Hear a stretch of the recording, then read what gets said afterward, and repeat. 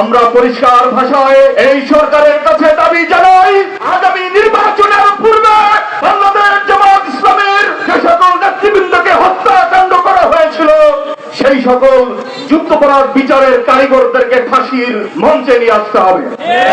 জামাত ইসলামী পটুয়াখালী জেলা ইটবাড়ি ইউনিয়নের ৭, ৮, ৯ নং ওয়ার্ডের উদ্যোগে বৈষম্য বিরোধী ছাত্র আন্দোলনে নিহত শহীদদের স্মরণে ২ নং ব্রিজ বাজারে দোয়া ও আলোচনা সভা অনুষ্ঠিত হয়। এ সময় বাংলাদেশ জামায়াত ইসলামের নেতা আব্দুল্লাহ নাহিয়ান তিনি বলেন, বাংলাদেশের জন্য যারা বুকে তাজা রক্ত ঢেলে স্বাধীনতা এনে দিয়েছে তাদের জন্য আমরা দোয়া করি, আল্লাহ তাআলা যেন তাদেরকে জান্নাতের উচ্চ মাকাম দান করেন। শিক্ষার্থী জনতা ঐক্যবদ্ধভাবে বুকের তাজা রক্তকে ঢাল বানিয়ে স্বৈরাচারী শেখ হাসিনাকে পদত্যাগ করতে বাধ্য করেছিল। আবু সাঈদ মুগ্ধ সহ যে হাজারো তরুণ শাহাদাত বরণ করেছে তারা এই বিজয়ের নায়ক, তারা এই বিজয়ের মহানায়ক। আমরা তাদের জন্য দোয়া করছি, আল্লাহ রাব্বুল আলামিন যেন এই শহীদ ভাইদেরকে তার দরবারে উপযুক্ত প্রতিদান প্রদান করেন।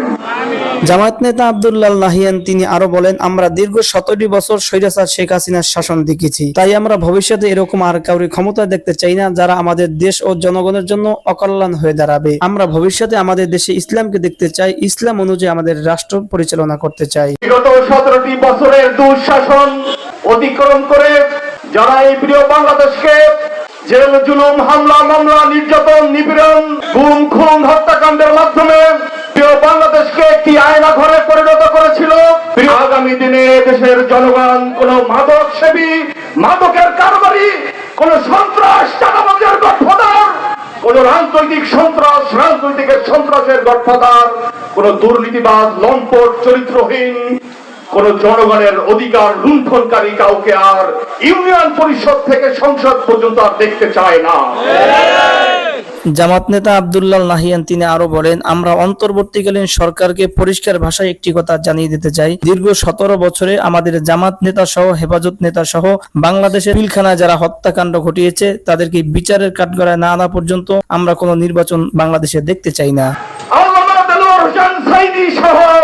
যুদ্ধাপরাধ ট্রাইব্যুনালের নাটক রচনার মাধ্যমে বাংলাদেশ জামাত ইসলামের যে সকল নেতৃবৃন্দকে হত্যাকাণ্ড করা হয়েছিল সেই সকল যুদ্ধাপরাধ বিচারের কারিগরদেরকে ফাঁসির মঞ্চে নিয়ে আসতে হবে। আমরা আবেদন জানাই, এদেশে আলেম ওলামাদের উপরে নির্যাতন করে শাপলা চত্বরে যারা পৈশাচিক হত্যাকাণ্ড পরিচালনা করেছিল, শাপলা চত্বরে সেই হত্যাকাণ্ডের খুনি শেখ হাসিনা সহ সকল হত্যাকাণ্ডের আসামিদেরকে ফাঁসির মঞ্চে নিয়ে আসতে হবে।